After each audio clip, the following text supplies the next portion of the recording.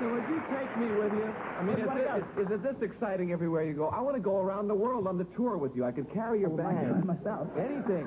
What? I could be your road manager, whatever. You're leaving on a world tour again. Yeah, we're, just in the stages now of putting together a world tour. Japan? Australia, all the Far East. Oh. Yes. See, I've never had records. Yet my career's just here in this country. And I would love to go on the road and see what that's like. Well, I've only ever actually done one tour. And that was when my album Shadow Dancing came out.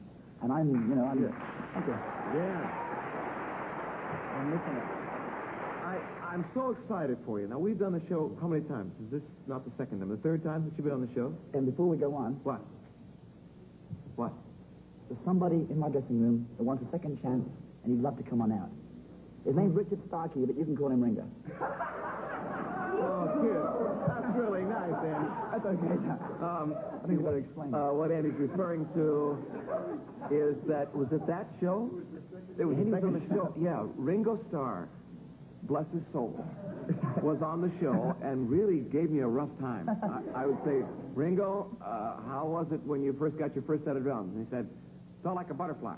And I said, no, I mean, really, when you first joined the Beatles, what did it feel like? I felt like a butterfly. And he really put me on. You know, when they first started, the Beatles put everybody on, asked so many questions, and it that was a crazy day. I'd forgotten. The Polaroid camera? Yeah, but let's not talk about it. Let's not talk about it. That's right, he came out and took my picture. He took everybody's picture. Yeah. He was in another world. I think so. But listen, at 21, I don't mean to 22. Go on and on about this. Oh, 22? Well, then it's only natural you should be successful.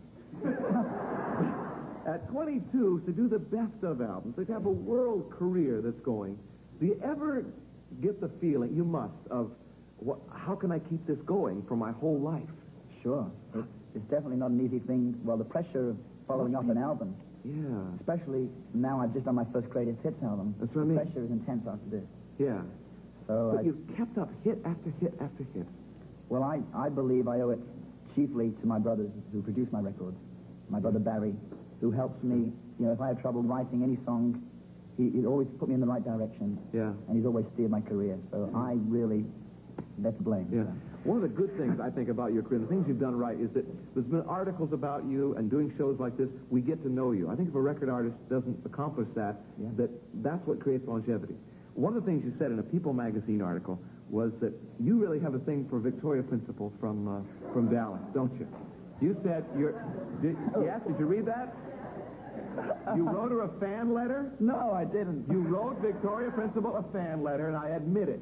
And you said, I would sure like to meet. That's the only reason why I watched Dallas, right? Right. You really did that? Well, yeah. Well, People magazine rang me up and said, what was your favorite TV shows of the year, and blah, blah. So I said, my two favorite shows is MASH and Dallas. And I only watched Dallas for one reason, Victoria Principal. You mean if there would be one person in the world that you would like to meet, it would be Victoria Principal from Dallas?